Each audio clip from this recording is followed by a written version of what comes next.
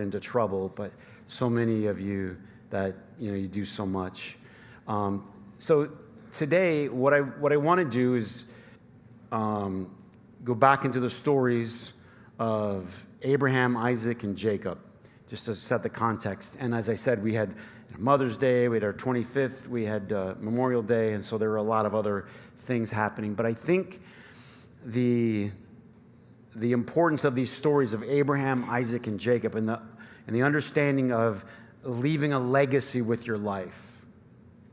So when you think about it, these guys all kind of followed in the footsteps, as we say, and they were all different. They're their own unique person, but they followed in the same general path, and that's because our lives, what we've been saying in this series is our lives sort of lay out a path for others to follow. And yesterday we had a birthday party for my grandma who's now gone, and so I just threw it out to the cousins, and I said, I don't know if anybody still wants to get together for grandma's birthday, and they all did, and they come from all different states, Colorado and all kinds of places. Just here they come. Like, that doesn't make any sense. I mean, people are busy, unless it makes perfect sense.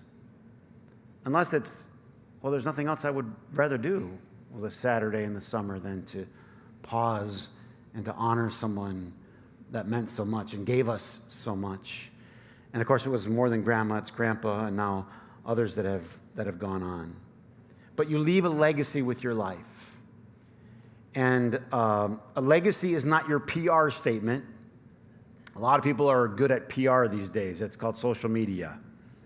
You know what I mean? You put your best foot forward, you put your prettiest face on, and you go through 1,000 pictures and you post it, and it's a PR. That's catching you at the slightest moment, your most perfect moment. And good for you. I'm glad you caught one. Right? I mean, good for you. It's nothing wrong with it per se. However, you got some other moments. Anybody here have some bad moments? Like, what if we just had a social media post and somebody snapped me like 100 shots while I'm cursing out this guy who just cut me off, and just let's get the most vicious, violent one. Show, the other side of me, we could call that post. So this is us. Is this us? Well, okay, a couple of you are only up here. Fair enough, right? The rest of us, we're like this. Come on, I got time. We're like this. Sometimes you're down here. Sometimes your behavior's down here. Sometimes it's up here. Is this true? All right, we're going to read a story about this. Genesis 25. This is the account of Abraham's son, Isaac. So it's Abraham, Isaac, and Jacob, as we're going to see. Abraham became the father of Isaac, and Isaac marries Rebekah. And later on, Isaac prayed to the Lord on behalf of his wife. She was barren. And the Lord answered his prayer, and his wife Rebekah became pregnant. Now this is interesting. Verse 22. The babies jostled within her. She's got twins coming. Why is this happening? Why is this going on inside of me? And the Lord said, there are 2 nations are in your womb, 2 people within you. One will be stronger than the other, and the older will serve the younger. And when the time came for her to give birth, there were twin boys in her womb. The first to come out was red. His whole body was like a hairy garment. So they named him Esau. After this, his brother came out with his hand grasping Esau's heel. So they named him Jacob. How many got some good birthing stories in your family? But you probably don't have one like this. And he's holding on to the heel of his older brother by 4 minutes. And the boys grew up, and Esau became a skillful hunter, a man of the open country, the hairy one, the red, And Jacob was quiet. He stayed among the tents. Isaac had a taste for wild game, and he loved Esau, but Rebekah loved Jacob. We got trouble going left and right. Anybody smell trouble coming here? And we got trouble coming here. So what do we exactly do with this story? And it speaks to us on a bunch of different levels, but let's go back to how we were saying sometimes you're here and sometimes you're here. And sometimes you're here because it's like, oh, I'm feeling good and everything's great and I just got a raise and my kids adore me and they tell me they adore me, and et cetera, right? And then sometimes it's over here and it's like, it was my birthday and no one even remembered to tell me, and I get demoted at work and people basically suck. And you're here, right? And you're letting everybody know it. So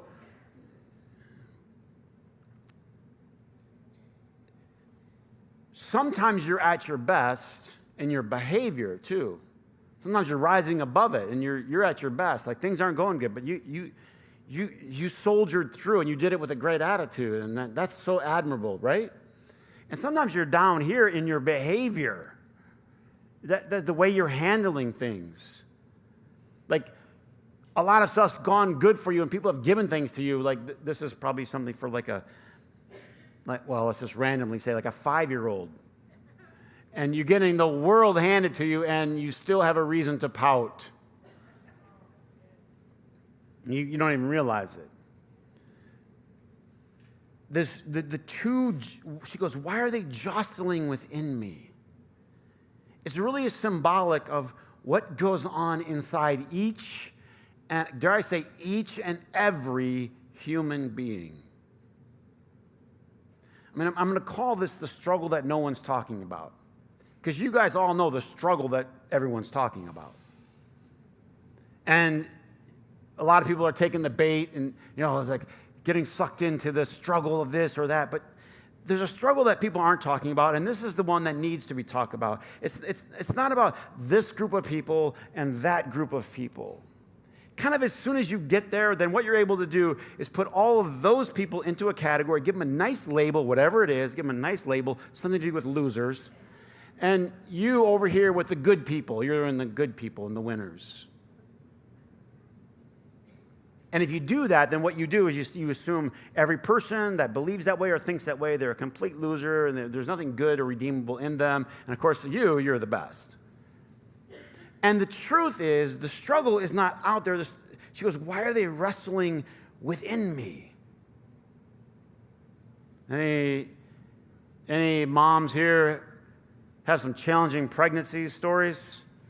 Like elbows flying in there. But, usually, more times than not, it's only 2 elbows, one body. But can you imagine when there's 4 elbows getting thrown in there and they're throwing them at each other? And the jostling is within the womb. It's within. And this is the thing. All of us, the wrestling is inside of us. We so badly want to put it out there. We want it to be, this is the problem. They are the problem. And the reality is, the cold, stark reality is the wrestling is what? It's within. This is hard to hear. But Paul talked about it in the New Testament in a very different way, but permit me. In Romans chapter 7, Paul says, he goes, I have the desire to do what is good, but I cannot carry it out. Now, that's a profound sentence. I have the desire to do what's good, but it seems like something is preventing me from carrying it out. Has anybody ever had this experience? Okay, so you went to such and such website, such and such blog post, and it told you, here's the way to sculpted abs. We'll just use sculpted abs for now because we don't want to talk about other emotional things, right? We just sculpted, and so here's the thing. And you thought, what the heck? I'll go for some sculpted abs. Anybody with me a little bit? And then you sit, and then you got the list, and you go, okay, that's what I got to do. And there's the target, it's sculpted abs. Here's the program. Here's the things that you do to get sculpted abs. And you got into day 1.2. Is anybody with me? No, I mean, literally, you got through one day and a breakfast, and you said, screw it. God made me a Tootsie Roll. You know what I mean? Like, this is not what I'm supposed to be. But you did. You put it out there. You said, this is what I want to do. But something about the carrying it out. Now, you could replace sculpted abs with almost anything else. I'm going to stop doing this. I'm going to start doing this. I'm going to treat this person differently. I'm going to handle these situations differently. I'm going to think before I speak. I'm going to think before I email. I'm going to, whatever it is. And you know this is the better you. Now, let's start here. You know what is the better you and the worse you, right? Hopefully you already got that somewhat sorted out. So the whole idea is to move to the better one. The better one is better all the way around. And really what the gospel is about is an invitation. It's an invitation to the better you. It's like Jesus saying, you remember when he says, come to me, Matthew, come here. Those of you that are weary, you're tired.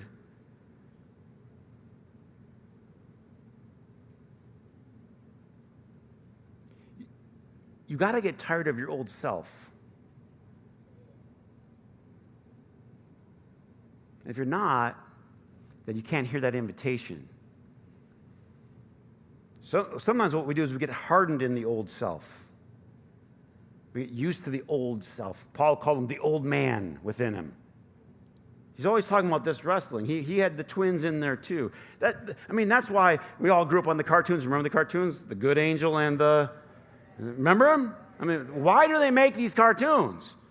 Because we've all heard these voices. We've all had dual invitations. One calling you to your higher self, one calling you to your lower self, to your old man. And that jostling is inside of every single one of us. And Paul goes, I know the good, it seems like I can't do it. For what I do is not the good that I want to do.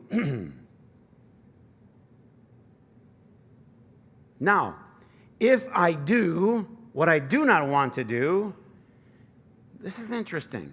Listen to this. If I do what I don't want to do, it's no longer me doing it. It is sin living in me that does it. Now, this is just interesting for a minute. It's sort of like the saying, the devil made me do it. You ever heard this one? All right, so this could come as a cop-out, right? Like, well, it's just sin within me. I don't know. It's just okay, that's one way of interpreting it. I don't think that's what he was saying. But it does feel like at times like darn it, I really do want to do better here. Honest struggle, honestly. I really do. I want to be the better version, but there's something fighting me. Paul called it sin. So sin wasn't just like an act that you committed. It was like a force. If we ever want to do like a deeper study of the Bible, you could read the book of Romans and you could see how Paul differentiated what he called sins, which were acts that you committed, which were sins basically like missing the mark, being the lower version of you. Bad for you, bad for humanity, kind of bad for everything. FYI, we have all done this. I have all day. FYI, this is a common, universal human experience. And then in the later half of Romans, he talks about not sins, but more like sin, like a force. Have you ever felt that force? And what you label it maybe is not as important as that you recognize the twin. And so sometimes you're listening to the right voice, and sometimes you're what? Listening to the wrong voice. But they keep going. And Jesus, invites us. It's this opportunity to a better life. Do you remember when Jesus, towards the end of his life and ministry on earth, is riding the donkey, going into Jerusalem, and he's crying? Do you remember this? Palm Sunday. And why is he crying? It's the same reason that a parent cries when your kids make a wrong choice that's going to be destructive to their life. It breaks your heart. It just breaks your heart. Because you get to a point where I can't do anything else. All they can do is keep inviting them to the right thing. One of the big problems is we've understood the gospel in terms of command, right? And what Jesus talked about, there are certainly commands. But there's a flip side to every command, and it's an invitation. So a command might be, don't do this. Don't step in that road. We live by a relatively busy road, and there's a lake on the other side of the road, and so you're always crossing the road. And yesterday, we were always crossing the road for Grandma's birthday, back and forth. And you have to be very clear, a command type thing. Are you getting me? Like, non-negotiable, voice a little elevated, do not go into this road. Did you hear me? Look at me. Did you hear me? Because you can't go back from that one. Do you get it? That's good. Hello, is anybody awake? That's like common, basic, yeah. Then there's an invitation. Like, that's basic stuff. This is the whole problem. We're still in church kindergarten. Like, after 2,000 years. So it's, okay, don't go on the road, got it. But there's an invitation. There's an opportunity to an unbelievably better way of living your life. It's called the gospel. And Jesus says, come here. And that's flooded with opportunity. The rest of your life,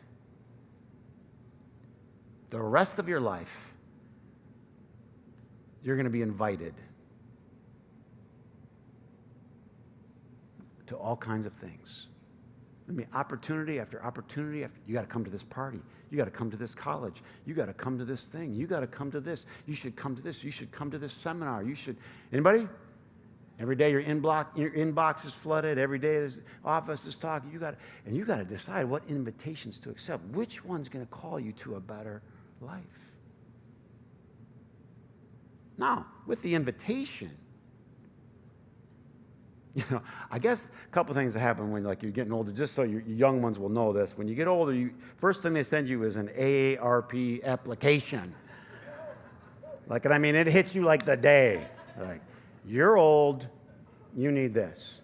And then the other thing that starts hitting you with is they send you all these invitations to these seminars where they're going to tell you how to handle your money in your retirement. And they're always offering you steak. And man, I want it so bad. I want the steak. I just don't want the speech. Is anybody with me? Man, I get them every day, and I tell them a couple of things. Like, first of all, the thing you need to understand is I don't have any money for you to manage that, but I should just go get the steak.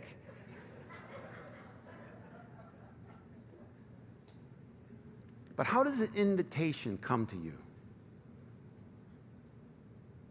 Like a juicy filet. Anybody with me?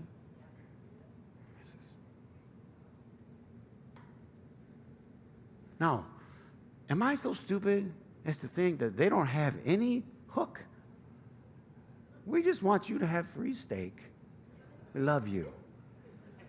You don't want a dime of my money ever. You know what I mean? Is anybody with me?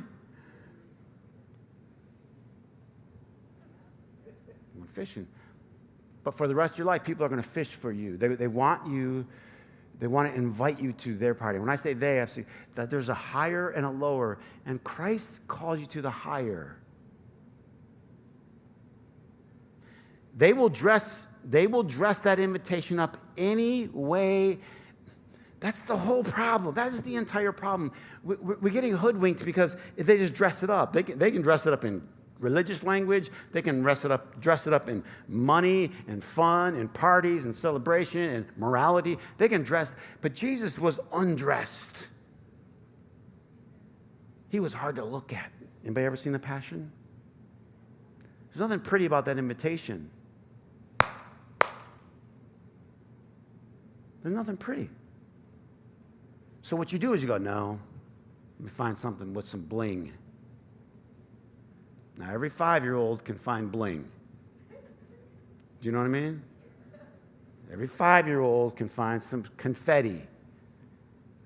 You got $1.87, you can make Charlie happy all day.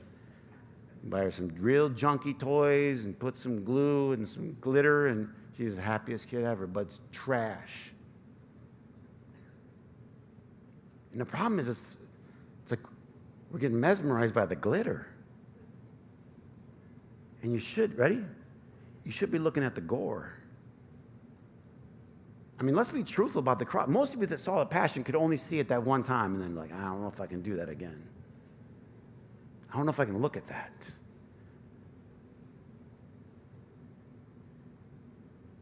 This was a life, and this was an invitation to something far superior.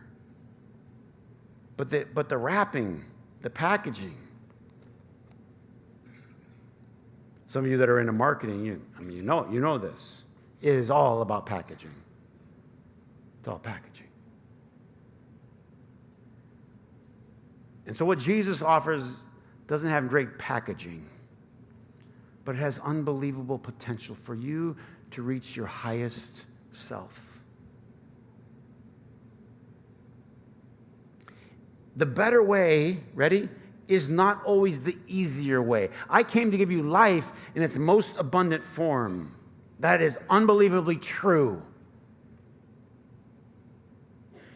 But along with that invitation, it says, take up your cross and what? Follow me. This is the invitation to something that is superior. So you have these twins, it's the conflict that's within. And the one thing that you have to realize is that there is a conflict inside of you. And that's the conflict that you need to talk about. Because what is too convenient is if you talk about all the other stuff, because it takes all the pressure off of you. You get what I'm saying? Let's go find some bad people somewhere. Go find a news clipping, share it with all your, because look. Now, who's the person that you are responsible for? Ready? Not a trick question. That's who you're responsible for. Now, beyond that, you have what you call leadership or influence or legacy. Legacy is, this is not, I can't force anybody, but I can lay down a path. I just keep laying down this path. I mean, when you're over 100, now you're in the grave, and you could still get people to come together. You got no strings, you got no hooks, you got nothing. Now you have Jesus 2,000 years gone, and we're still getting together. Here we are. He must have did something right. Not just us, but ... They're all over planet Earth right now, gathering together in His name to try in some stumbling way to follow His lead. That's all it is.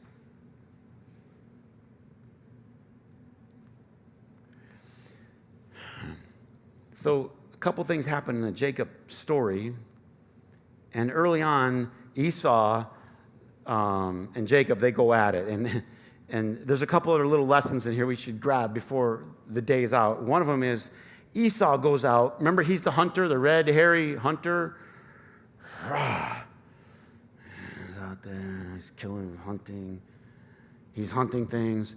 And he comes back in, and he's hungry. He's like, he's been out maybe a day and a half. Didn't get anything. He was thinking about going by McDonald's on the way home. They were closed. So he comes in. He's really hungry. Got nothing. Jacob's at home with the stew pot. How's it going, bro? I got nothing. Oh, I got some lentil stew here. Bro, let me have it. Can I have some of that? Can could I just get a bowl of that? And Jacob's like, no. You ever seen this in your house? You know, the funny thing is, like, this is just all daily stuff. This is just daily life. Does anybody remember being a kid? Anybody here remember, do you have siblings in Halloween? Do you remember what that was like when you got back home? The trading, the jockeying. And if you're younger, you're screwed. I don't know what to tell you. You're screwed. I mean, they just keep outmaneuvering you until you really have nothing left but apples. Is this true? How did that just happen, right? My brother would just take everything. So he's there, and he goes, I got to have something. I'm dying. And Jacob says to Esau, he goes, sell me your birthright. No, this is ridiculous. A birthright, he's the older brother by 2 minutes, but he has all the power. He has all the potential. He has all the future because he got the mother lode, which if you're the eldest son, you got it all. Everybody else had to go. This is an unbelievably valuable thing to have the birthright. And he's hungry. And young. And stupid. Anybody ever do something dumb when you were young and hungry and stupid? Desperate? Not thinking? Here's the problem. Here's the big problem. When you're young and when you're old, let's be honest, but when you think impulsively. I gotta eat. And he goes, what's that to me? Fine. Basically, he says, fine, take it. It's worth nothing to me if I die. Now, is he going to die? Probably not. Anybody have kids? Mom, I'm starving. Yeah, right, starving. But we're laughing because every family has a kid that says, Mom, I'm starving. Makes you want to take him out in the woods for about a week and a half. Let's redefine what starving means. So he gives them the birthright. This is the thing that, in this story, you have to understand, like, you can't live your life impulsively. It's like one of the basic things you have to learn somewhere earlier in life is you can't do the thing that you feel like you want to do in that moment. I think of all the biggest mistakes and biggest regrets in my life, I think, that was it. Way too, what? Impulsive. Now, don't think like this is new. I mean, why do you think, if you go to Meijer to get your, you went there, eggs, you got the list? Anybody have the list? Who here comes home with more things than are on the list? Put them up. Why? It's called impulse buy. They have definitions for the people that lay the store out for you. Why do they keep changing the store layout? For the love of God, leave the store alone. I want it the same. Because someone does a research in the back room, and they go, well, if we put a candy bar here, and a tabloid of Harry and Meghan here, another $26.95 for these suckers. That's what they think of you. You're suckers, right? Lovingly, they call you customers. But in the background, you suck, these suckers. Well, I put this one up there. Why is it all sitting right there when you're waiting? Because you'll do what do they call it? An impulse buy. Do an impulse buy. I'm going to do a finance short, but I'm going to do one because I feel compelled to do one for the young generation because the amount of people that are in debt is alarming. And it doesn't need to be that way. And then when you're in debt, then you're in servitude to someone else. And I'm not casting stones. I'm just telling you. So we're going to do a series on. So I was thinking about this series. I thought you gotta help people to to get out of that. And one of the things that you have to do is you have to teach them to not impulse buy.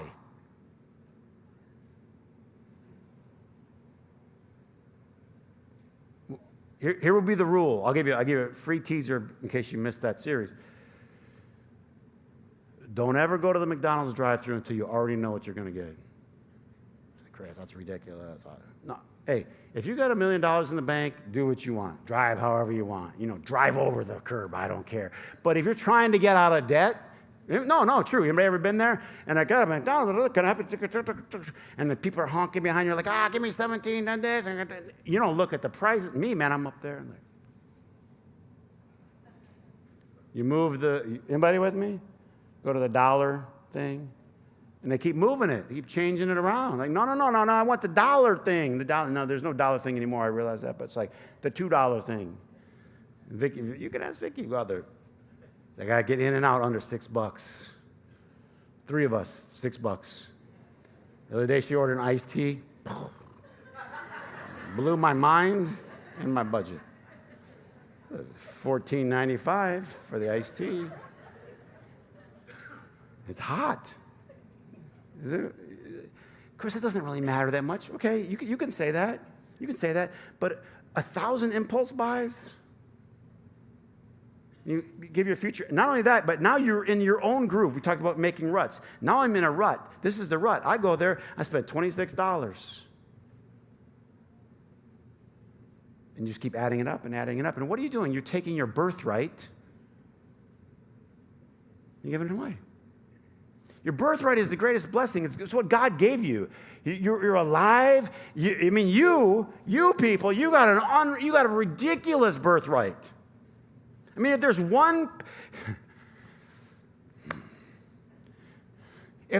group of people on this spinning rock through space that should not have financial woes, I'm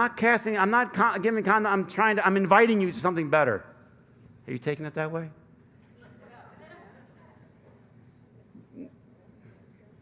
But you think about this rock going through space, and if there's one place you say, ooh, where's the place where you make all the money, have all the benefits and all the opportunity and all the power?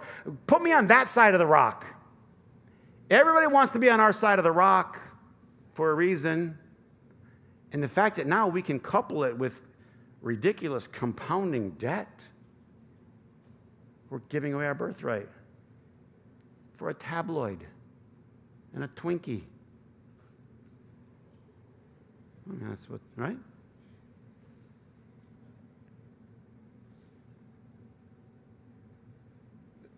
One of the first things of any type of maturity, I think, is that you stop doing impulse. When you're a baby, and when you get a little older and a toddler, impulse. This is what I want. This is what I get. This is what I take. You got to get to a point where you're like, no. Because if I do that, then I have to put it on the credit card. And I have to put it on the credit card, then it's going to be on there. And then I'm going to pay for it 17 times later. And then it's going to be, I'm giving away my birthright. I'm giving away my future. I'm giving away my kids' future.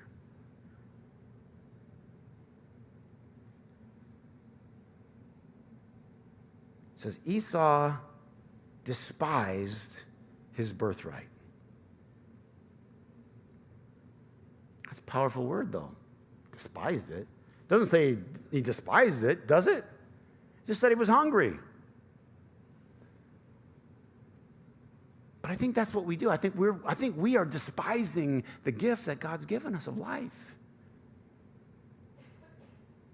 By treating it so frivolously, but selling it out for any little trinket along the way. It's like, hold on for a minute. I'm shocked how easily God can get edged out of anybody's life today. Shocked. God. Giver of life. Now, some of you don't believe there is a God. I don't know why you're wasting your time here, but if you do, giver of life. It's amazing. Like something comes in the way, a little schedule conflict with this, a little of that. Scooch, scooch, scooch, scooch.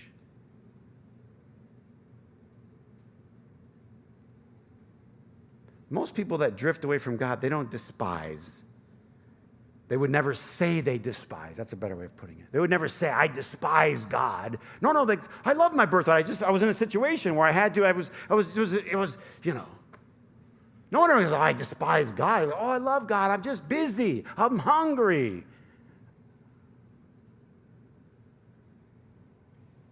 I'm close.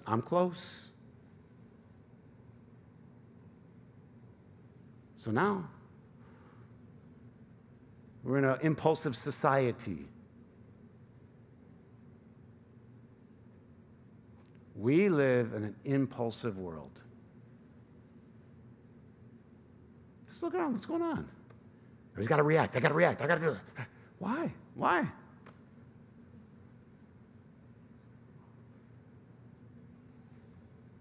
Keep your eye on the right thing.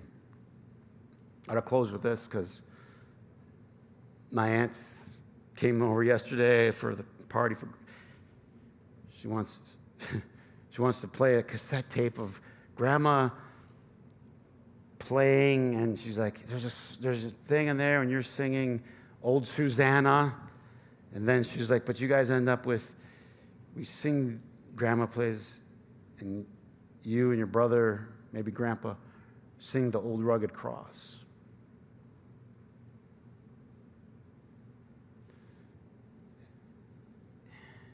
Just keep your eyes on that.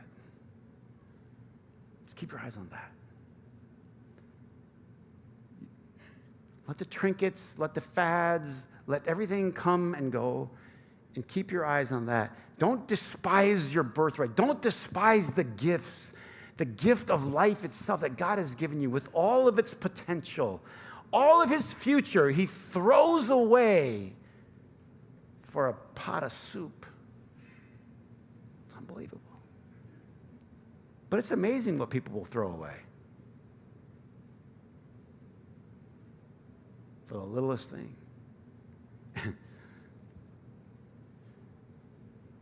I think we better pray, and maybe we can pick this up next week. And you're going to see this tie together of the legacy from Abraham to Isaac to Jacob, and then Jacob's sons, and then his son Joseph. But you're laying down something. People know what you treasure, and they know what you despise. And if you never use the word despise, but you constantly ignore, okay, we'll close, but you got a pet, you got a dog, you got excited. Anybody ever go to the pet store, the dog store, come on. You want 3. And it's filled with like 12-year-old girls. You know what I mean? They're just like, Mom, this is the best. What? Anybody ever impulse get a dog impulse? Huh? Come on. Mom, I'll take it out. I'll feed him every day. I'll clean up the poop every day for 4 days. Right? You get the miracle dog that won't kick the bucket, you know what I mean? And 36 years later, you're still out there just scooping it. And impulse. Feels good, feels furry, feels fuzzy, feels good. No one's thinking about it when it's 10 below in February. You're outside doing his business. Let's go. You may ever want to go grab your kid out of bed and stick him out in the snow, make him watch your dog. Impulse. And that, don't be Esau. Don't despise the ridiculous gift that God has given us. Let's stand.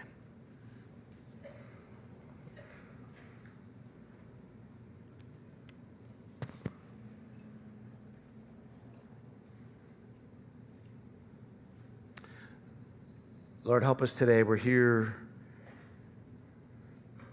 to again hear the invitation to a better life. Jesus called the way. the way to truly live, the way to the best version of ourselves, the way to the listening to the better voices. And so, God, we just pause to say yes. But not just in this moment, but in the other moments where the impulse and the urge may be strong, but you'll give us the grace to treasure what you've given us.